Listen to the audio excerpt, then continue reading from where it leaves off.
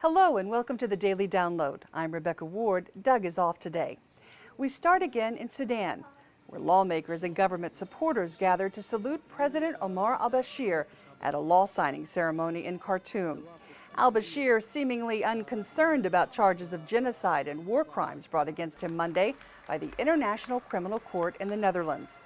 The charges are related to the deaths of millions of people in Sudan's Darfur region, and ICC prosecutors are seeking an arrest warrant for al-Bashir.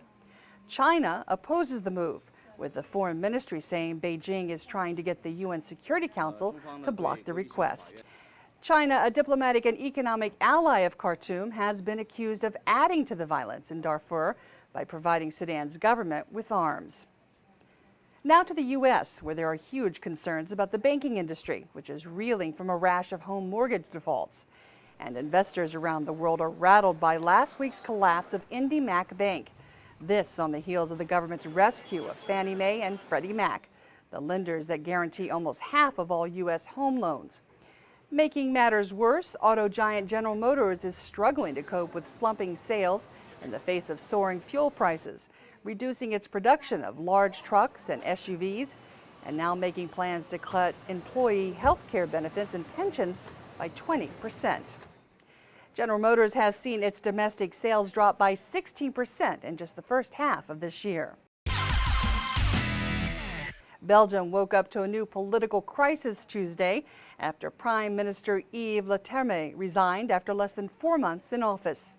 The country's divided Dutch and French-speaking regions are in a fierce battle over the increased autonomy sought by the Dutch-speaking North. The standoff has paralyzed the government, as evidenced by town council members exploding over whether a meeting should be conducted in Flemish or French. French rats, even shouted one woman. Ouch. A kinder, gentler meeting of the minds happening down under. In Sydney, Australia, the Sydney Harbour packed with thousands of Catholic pilgrims for the opening of the World Youth Day Festival. The week of activities launched with much pomp, including Aboriginal dancers in traditional clothing and a special welcome from the Australian Prime Minister.